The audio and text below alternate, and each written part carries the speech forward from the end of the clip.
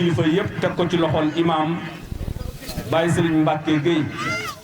ñu koy nuyu bu baax a baax di ko ziyaara di nuyu le chef de village Serigne Babacar Gueye di ko ziyaara bu baax waaye di nuyu tamit Baye Mor Ada Gueye mi nga xam ne mu ngi toog ci jataay bi mu yóbbaale ñu néew kilifa yi fi toog góor ak jigéen mag ak ndaw ñu ngi am mbégte ànd ak le président Abdou Gningue mi nga xam ne tey yaakaar naa ne rusu la toog ci pencim kër Mbaye Gueye jàkkaarloo ak waa kër Mbaye Gueye kaddu gi nga xam ne mooy kaddu bu njëkk gi ñu ngi koy jox Baye Mor Ada Gueye mu dalal gan ñi ñaan bu ko defee lu mu ñaan yàlla na ko yàlla nangu. ñu ngi leen di nuyu di leen siyaara yal na yàlla nangul sunu siyaara amiin yaa rabbi. di jiital ci nuyoo bi gan gu tedd gi di Abdou Gningue Abdou noo ngi lay nuyu yaag délégation bi nga àndal bépp di am mbégte bu baax itam di kontaan bu baax ci dikk gi nga dikk ci sa dëkk ndax du ma ni dëkk bi dikk gi nga dikk ci dëkk bi waaye dama naa dikk gi nga dikk ci sa dëkk ndax fi nga juddoo fi nga yaroo fi nga màgge fi nga tekkee tekkil waa dëkk bi na kon Abdou ñu ngi lay wax dalal jàmm ñu ngi kontaan bu baax itam di am mbégte ci Abdou lu ñuy amee mbégte ci Abdou day gor piir ku ko jàpp gor ku ko bàyyi di nga bàyyi gor ndax depuis bi nga xamee ne Abdou amee na fii Abdou arrièreul benn yoon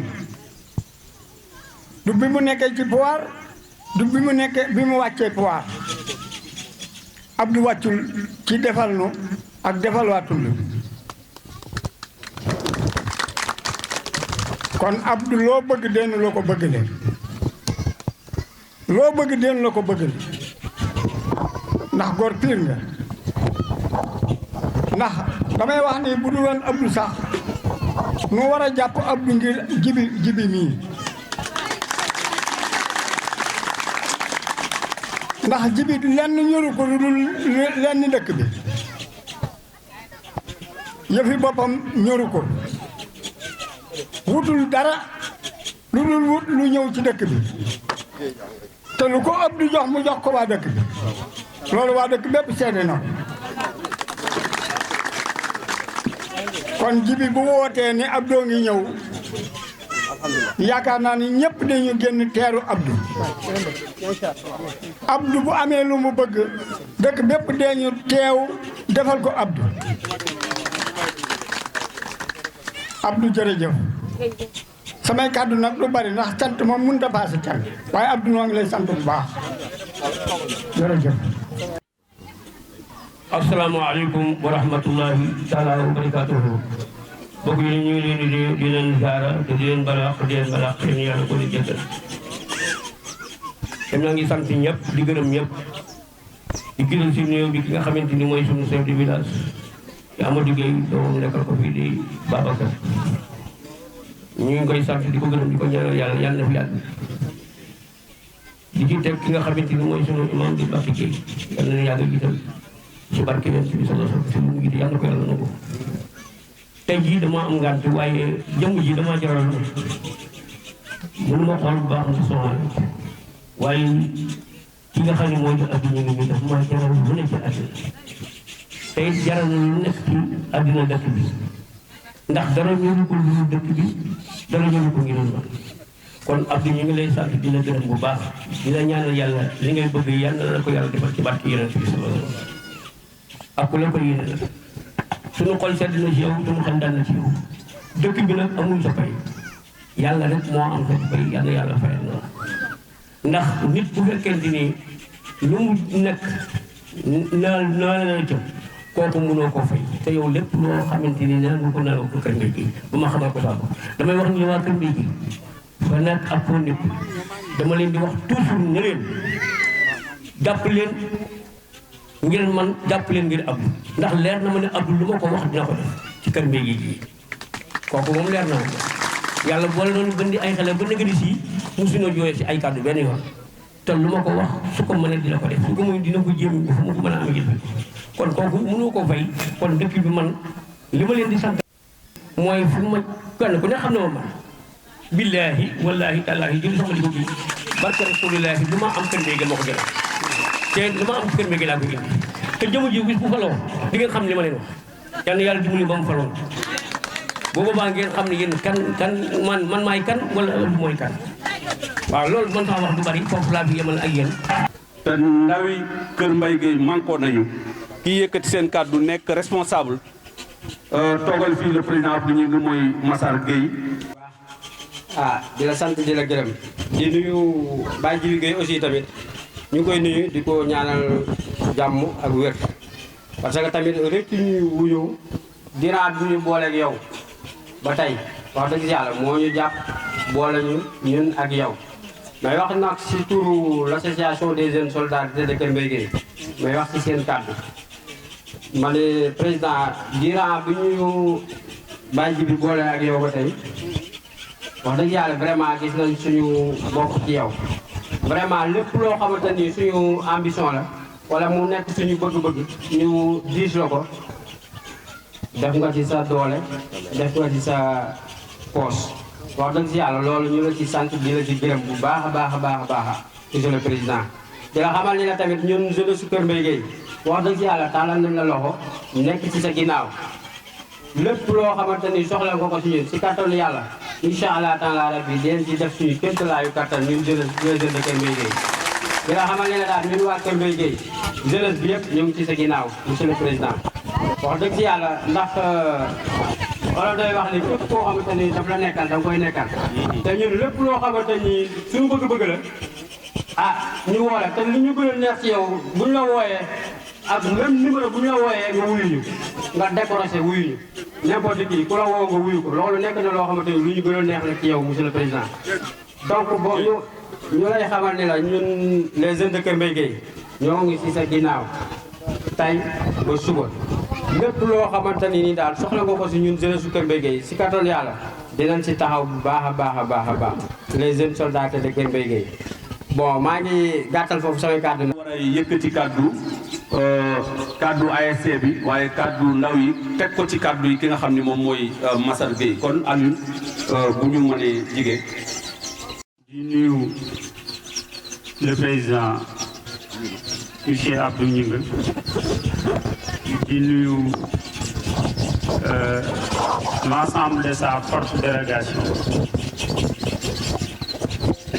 Pour préciser, je ne suis pas le président de l'ASC, mais je porte la parole de l'ASC. Comme nous l'avons dit, M. Abdou Gningue, je le côtoie parce que Malik Moussama Bolemon, j'ai travaillé dans sa boîte. Mon comme nous l'avons dit, coût disponible, coût social. Et que l'olu, Douret, man, m'a témoin, mais l'union pour moi de. Donc, nous devons yakanti, Monsieur le Président Abdou Gningue, ñëwaat ci gox bi. Parce que xam nañ ni bi fi nekkee ak bi fi nekkul y a une grande différence. Donc nous portons beaucoup d'espoir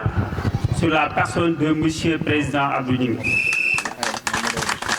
Donc damay ñëw ci ASC bi mais je vais au-delà de l'ASC parce que la jeunesse de Kër Mbaye Gueye est une jeunesse très ambitieuse. Parce que bon, il y a beaucoup d'associations. Pour vous dire, nous les élèves et étudiants de Kër Mbaye Gueye, nous avions une rencontre aujourd'hui même. Mais nous, monsieur le président Abdou Gningue, moi ñu ko jaral moo tax ñu suspendre suñu assemblée générale pour être teeru ko. Donc pour être bref, monsieur le président am nañ ci yow yaakaar c'est tamit ñu tamit on a beaucoup de bëgg nañ ay lu bëree bëri parce que d'abord ci association sportive et culturelle bi amuñu terrain bu baax amuñu ay camp loolu lépp c'est on a créé un tournoi pour créer une ambiance ci suñu village boo xoolee ça regroupe tous les ressortissants de Kër Mbaye Gueye mu nekk tournoi bu mag boo xam ñun on ose organiser ça dans notre village muy loo xamante ni ñëpp dañ cee kontaan muy ñi fi dëkk ak ñi fi dëkkul donc foofu bëgg nañ nga dimbali ñu ci terrain bi mu nekk un terrain praticable loolu moom ñu ngi la koy sàkk. Deuxièmement, l'association des élèves et étudiants parce qu'il parle de éducation parle de développement. c'est ñun suñu Kër Mbaye dañoo bëgg mu développer ba yam ak yeneen village donc foofu tamit parents yi dañ ci kontaan parce que ñun na école bu bees lañu yore donc bëgg nañoo nekk école boo xamante ni mooy raw ci tund bi loolu ñu ngi la koy sàkku di la ko ñaan. Deuxièmement, pour l'emploi des jeunes bon nous avons xam nañ ni la mairie a des ressources tellement limitées moo tax am na yoo xamante ni peut-être mënu ko mais nag ci say relation bëgg nañ tamit nga xool foofu ba au moins créer ñu jëlal ñu quelques emplois parce que tamit loolu tamit soxla nañ ko loolu daal moo nekkoon kaddu yi ñu ma santoon ma jotali ko et je vous remercie.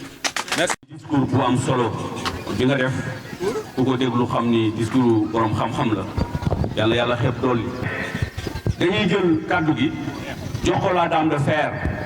muy soxna Daba Dieng. maa ngi nuyu waa dëkk bi kenn ku nekk ak turam ak santam di leen jaajëfal nag bu baax di dalal nag ab di nga ak ñu àndal yëpp kenn ku nekk si turam ak santam li may wax nag moom bëriwul xanaa di ko sant ndax dafa ñëw ba Kër Mbaye Gueye ubbil ñu fi avec boo xam ne dañ cee gis suñu bopp bu baax daaw ci tabaski bi kenn ku ne bañ la wàññilee sa xaalis dangaa dugg ci benn rukk rek pooj mu xam ne nag ñu ngi say ginnaaw ci kaw ci kanam fii moom boo tëddee nelawam jéeg ji ñu ngi nii kenn ku ne tàllal na loxoom ne Abdou Gningue lañ fi soxla tey ba suba incha allahu rabbi buñ ci àggee di nga xam ne lépp dëgg la ñaa ngi leen di jaajëfal nag wax ji bëriwul merci beaucoup. doyen Ndiaga Dieng moom mooy jël kaddu bu waxee ba pare bu daanelee rek le président Abdou Gningue dina jóg. jiital ci nuyoo bi chef de village bi Serigne Khalifa Gueye waaw di nuyu imam bi Mbacke Gueye Aliou Gueye porte-parole ASC bi dégg nañ la ak li nga wax rafetlu ko lool di nuyu góor ñi di nuyu jigéen ñi di nuyu mag di nuyu ndaw di nuyu di seppi ci biir dëkk bi Serigne Djibi Gueye di ko nuyu di ko jox wàcc waayam di rafetlu lii nga xamante ni moom la def ndax moom ak ñi mu àndal ak waa dëkk bi Kër Mbaye Gueye ñoonu fi woo tey ñu wuy si ko bi ñu koy wuy si nag ànd ak président Abdou Gningue président ànd ak délégation boo xamante ni daf koo tànn ni mu ko tànne mooy da koo tànn ci village yi nga xamante ni ñoo formé commune u Thiénaba fenn fu ne mu jële fa responsable andi ko fii ci Kër Mbaye Gueye bokk na ca ci ñi nga xamante ni ñoom la àndal muy Amsatou Cissé mi ngi nii toog muy responsable des femmes mu ngi nii toog ci mouvement Abdou Gningue ànd na ca ak Say Wade mu ngi anamu Say Wade waaw dafa jóg mu nga nële moom itam mu nekk responsable projet jigéen ñi xam nañu ko parce que foofu Abdou Gningue samp kees rek mooy ka nga xamante ni moo fa ànd ak ñoom dem fa sampal jigéen ña kees kon xam nañ ko bu baax ànd ak Ahmed Bambali chargé de la communication dynamique lool ci ginnaaw Abdou Ñing yor communication di xale bu am fulla am fayda waaye ku dëggu itam ci li nga xamante ni moom lay def nekk journaliste ànd ak Abdou Ñing ànd na ci ak Birane Seck responsable jeune dëkk ci Thiénaba kenn ku nekk xam nga ko ci wetu Abdou Ñing ànd ak Xaali Seck muy responsable programme moo yore programme yi ànd ak Nay Marie Dia mu responsable la ci Thiénaba Gare ànd na ak Soukay Ndiaye nekk responsable moom it ci Thiénaba Gare ànd ak Abdou Ñing ànd ak madame Ñing ne Nogay Ndiaye di soxnaam mi ngi nii toog mooy madame le maire ndax madame le maire la ñuy wax léegi ànd na ak moom tey ñëw fi di rafetlu ànd bi mu ànd ak moom ñëw fi barki dem ba rek la jóge bitim réew ndeysaan ñëw amagu fi une semaine daal di ni ko man foo dem damay ànd ak yow lang ak yow ànd ak moom nii la jigéen di dare borom këram nii moo baax jërëjëf Nogay ànd na ak Fatou Mbaye nekk responsable ca Ndan moom itam mi ngi ci biir délégation bi ànd na ak Awa Mbuub moom it nekk responsable jigéen ci Thiénaba Seck ànd ak Daba Gueye responsable ànd ak El Hadji Mbuub moom itam mi ngi ni sama gannaaw nekk responsable ànd ak Aliou Ndongo ak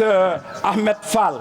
ñooñu nag di ay jeunes étudiants à l'université ñoom itam nekk université fële ci Dakar dëkk Thiénaba ñu ngi nii toog ànd ak Abdou Ñing ànd nañu ak Aliou Mbuub mu ngi nee dëkk Njaañ ànd ak Ngone Sarr di responsable moom itam fële ci Jaayaan kenn ku nekk xam ko Bangaaj Abdou Ñing kenn ku nekk xam ko ak Abdou Ñing muy àndandoo Abdou Ñing de première heure daanaka ku ñëw rek da nga ko fay fekk moom ànd ak Assane Sène mi nga ne moom itam dëkk Bangaaj ñëw nekk responsable ànd ak Abdou Ñing ànd ak Papa Diagne nekk responsable moom itam bu dynamique di représentant chauffeur yi ci Thiès moom itam mu nga nii ñëw toog ànd ak Abdou Ñing ànd ak Birane Mbaye moom itam di responsable mu nga ne toog moom itam ñëw ànd ak Abdou Ñing ñi ànd ak moom bari nañu ànd ak la presse ñeenti organe presse ñu ngi ànd ak moom di gindiku di ñëpp ñi nga xamante ni ñoo fi ànd ak moom teew fi ànd nag ak sécurité bi nga xamante ni mënuñu leen a bàyyi gannaaw ak chauffeur yi nga xamante ni ñoom ñoo ñu andi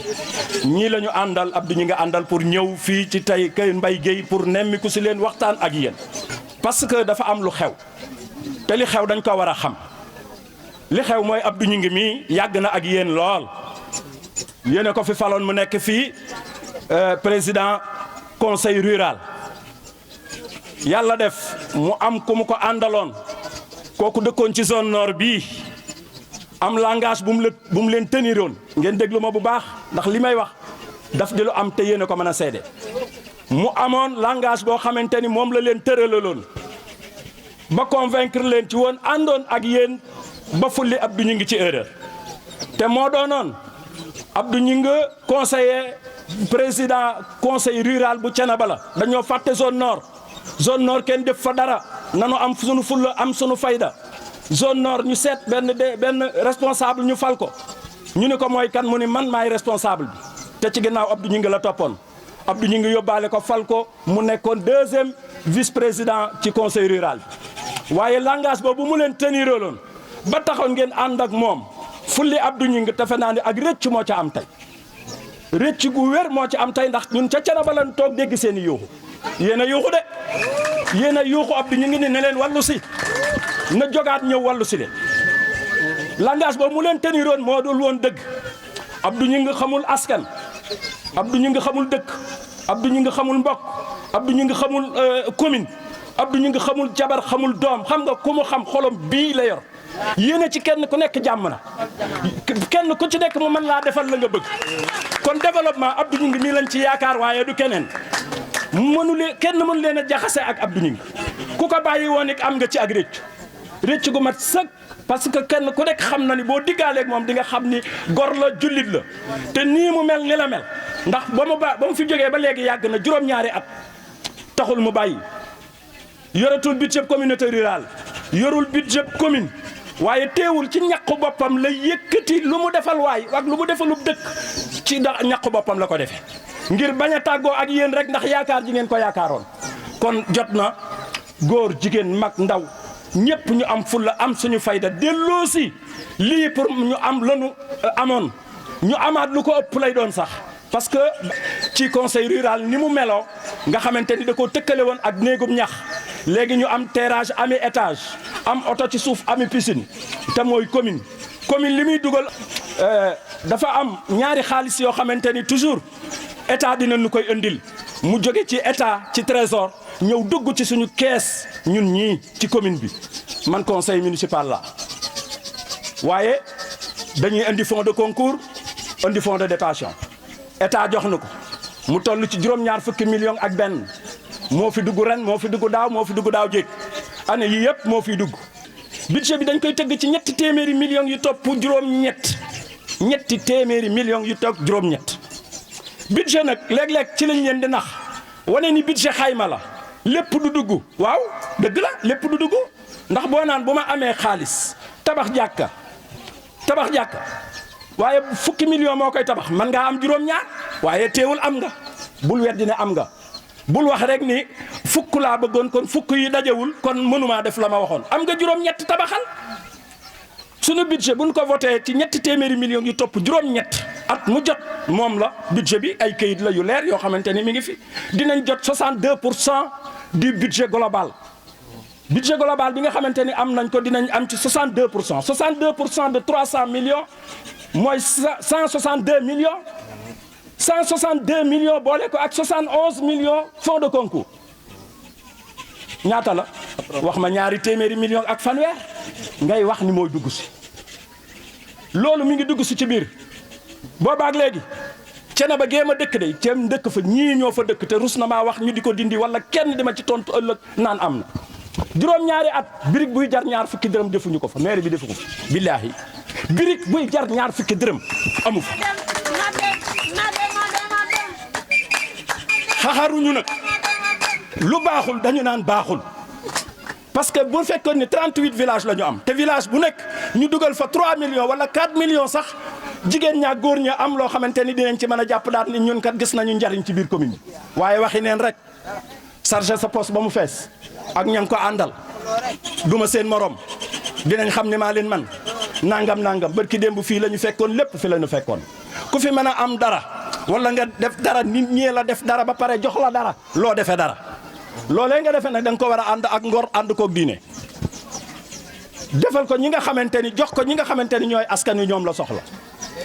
tey jii dañoo ñëw ngir massifier dañoo ñëw pour waxtaan wi nii waxtaan nag dañu bëgg mu nekk lu nga xamante ni dëgg la parce que Abdou ñu ngi mi mënunoo ànd ak moom ci lu dul dëgg ndax moom bu nu àndoon ci lu dul dëgg wala ñuy jéem a naxe sax moom duñu ci baax tey nag àndewunoo moom ci loolu ndax kenn ku nekk dégg nañu guddi ak bëccëg noo ngi yuuxu ci commune bi fu sunu baat joti pour que li fi nekk mu deñ li fi nekk nag li koy dindi mooy lii Ndiamé Gueye wax te mooy dem ci commission yi nga xamante ni ñoom la ñu taxawal ci biir commune ci biir arrondissement bi koo am xamante ni am nga fukki at ak juróom-ñett nga bindu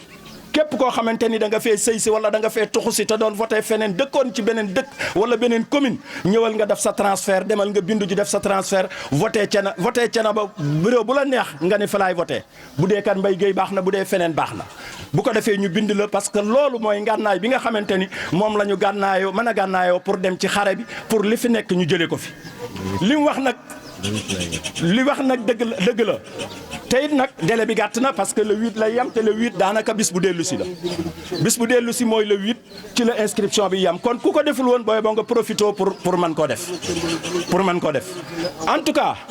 ñëwaguñu pour campagne dañuy musali parce que defaguñu suñu récapituler li nga xamante ni bi fi commune bi nekkee léegi loolu lañ fi jot ci xaalis te maa leen dig ni leen commune bi ci boppam bi ñu fi toogee juróom-ñaari at yii ñu fi toog ak léegi at mu jot budget ba nu am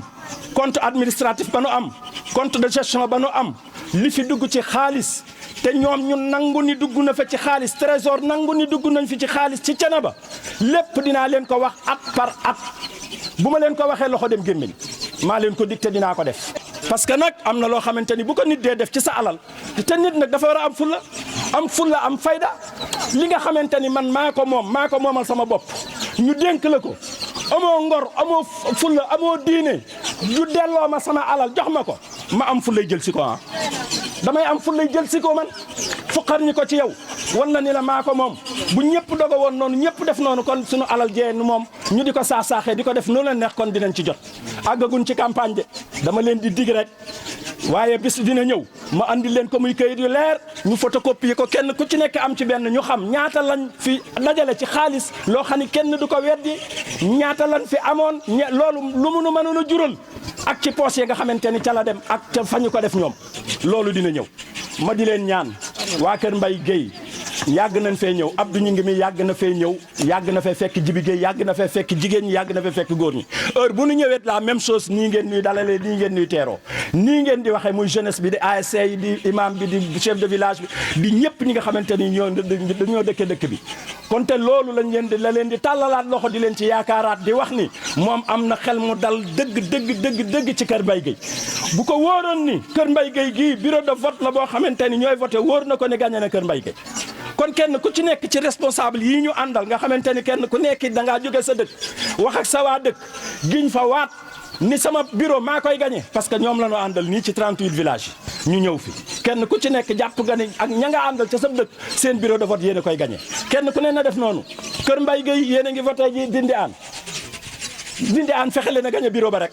jeex na bu boobaa ànd leen góor ak jigéen mag ak ndaw ngeen jox ko Abdou ñu ngi heure bu ngeen ko joxee waat naa ni li ngeen bëgg di ngeen ko am man foofu laa ci mën a yem di remercier ñëpp. 100 000 jox leen ko ngir ñu préparer ci ay camp en attendant les événements loolu nag moo tax ñu bëgg a woo ki nga xam ni moom mooy Massar Gueye ak Alioune Gueye di président ASC bi ñu ñëw teew fii ci kanamu président bu ko defee mu def remise bi. may wax ni lu tax ma wax madame le maire mu jóg dafa def lu rëy président bi ñu ngi def lu rëy mooy moom man c'est la première fois ma gis président Abdou Gningue ànd ak soxnaam ñëw ci programme nit nag bu fekkee ni dañ leen a defal teraanga ñi ñu defal teraanga ji war nañ leen ko xamal président Abdou Gningue dafa yëg waa Kër Mbaye Guèye moo tax bàyyiwul soxnaam si bitim réew la nekk foofu lay liggéeyee waaye moom tamit mu ni président dama bëgg ma xam li ngay daj ci biir gox bi kon tey dooma fi bàyyi damay ànd ak yow ki toog si ginnaawam doomam la moom. Massar Gueye chef de village kaay ana chef de village am mu ngi nii joxal xale yi waaw compté ko nag compte cofto benn 10 000 ñaari 10 000 ñetti 10 000 ñeenti 10 000 juróomi 10 000 juróom benn 10 000 juróom ñaari 10 000 juróom ñetti 10 000 juróom ñeenti 10 000 fukki 10 000 waaye yéen jigéen ñi bu ngeen wàññee ci seen kii yooyu nu ngeen di wax seen langue yi nu ngeen koy waxee bu ngeen ko nuyu waa Kër Mbaye Guèye gi yëpp nag di kontaan bu baax ci nii ñu ma recevoir waaye nag di leen xamal ni lii du tey rek lii du guléet taxawaay yi rafet na trop yàgg na trop maa ngi leen ciy gërëm di leen ci sant di tàmbalee sama nuyoo ci sëñ Khalifa di ko nuyu bu baax chef de village bi di nuyu bu baax aussi imam bi sëñ Mbàkke ñu ngi lay nuyu di la jox sa wàccuwaay waaye di nuyu bu baax suñu grand Mor Ada wax na léegi jël parole wax ci lu rafet waaye waxe xol moom dañu koo xamante ni bi ma ko xamee ba léegi xol daf ku laabir la ko ufi rakkam la ko ufi doomam la fii laa yaroo rek bangaaj jóge fa di jàng école primaire nekkoon ak ñoom Mbaye Guèye ñoo bokkoon maa ngi moom ñoo Mbaye Guèye li yore oto bi suñu grand yi nekkoon fi bañ ko boobu léegi daal nituk neen la nituk kóllëre la nit koo xamante ni xol bu leer la yoon kon nag grand Mor Ada ñu lay gërëm bu baax di nuyu nag bu baax ji liggéey ba ñu àndee ba léegi aussi ba ñu nekkee àndandoo yàgg na 63 ba léegi maa ngi ànd ak di liggéey. xam nga 63 yàgg na booba ñun maa ngi soog a dugg école di mën a dem di ñëw boobu ba léegi nag dara wàññikuwul ci ay taxawaayam nekk taxawaay yu dëgg nekk taxawaay ngir yàlla kon nag Jibi maa ngi lay sant taxawaay yi nga def ak coono bi nga def lii yëpp yow la yàlla na la yàlla fay. di rafetlu nag itam ni xale yi jeunes yi defee ndax saa boo xamante ni ñëw naa fi ñoom it dañuy mànkoo dañuy takku saa boo xamante ni wote jot na ñoom ñëpp ñu takku kon nag loo xamante ni wax nañ ma ko rek dinaa ca taxaw jàppale leen ci taxaw boobu mooy firndeel lii ma leen jox léegi ci seeni camp ak ñu def ci seen filet ñoom daal jàppale leen ci seen sport bi ñu dugg ak ci seen biir terrain kon nag xale yi maa ngi leen di signaler ni dinaa fasal yéen a ànd ak yéen jàppale leen lépp loo xamante ni nekk na ci seen soxla nekk na seen mébét nekk na seen bëgg-bëgg su ngeen ma ko waxee jaare ko ci Jibi dinaa ca def sama kéemtalaay kattan. jigéen ñi maa ngi leen di nuyu seen kees bi seeni taxawaay présidente gis naa ni ngeen ànde gis naa ni ngeen tooge jamono neexul ñu ngi ci biir nawet waaye bàyyi ngeen seen soxla yëpp ñëw toog ànd ko ak yéene maa ngi leen ci sant bu baax di ñaan yàlla seen kees googu yàlla na lépp lu ngeen ci yëkkati mu nekk lu barkeel. maa ngi nuyu ci suñu biir itam sama jigéen buri ànd buri jërëjëf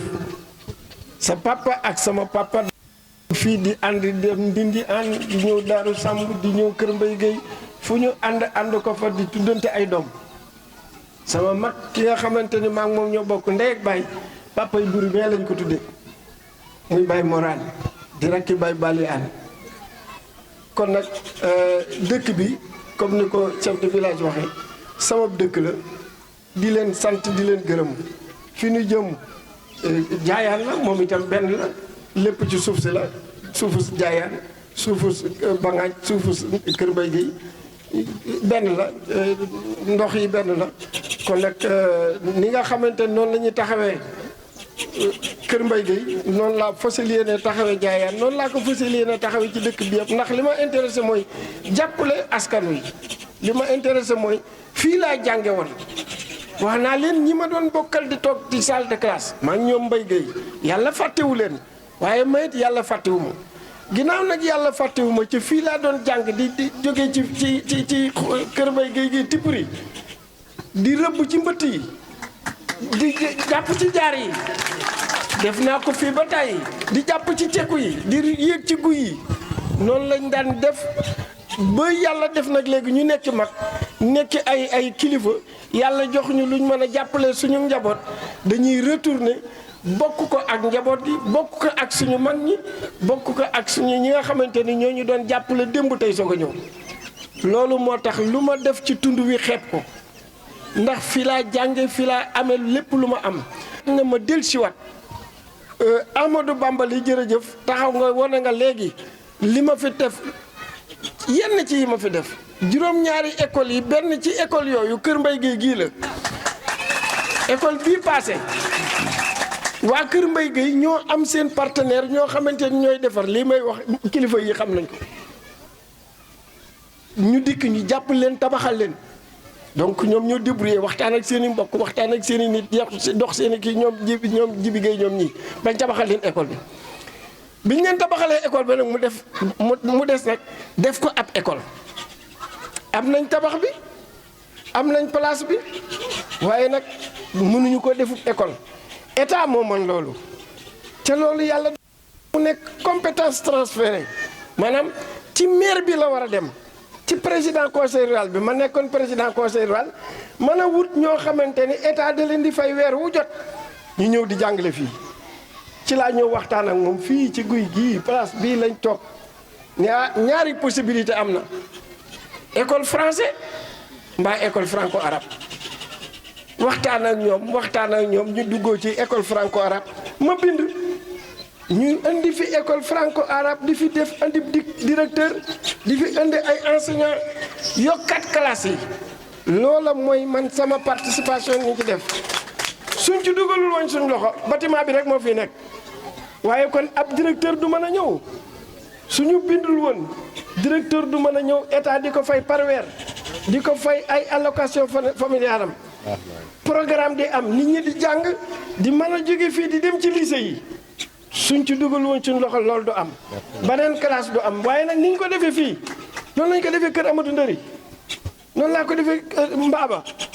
mën naa koo lim kër Malamine Cawaare ba mu jeex juróomi at yi ma fi nekk at mu jot école ak nangam wala ñaari école dinaa ko tabax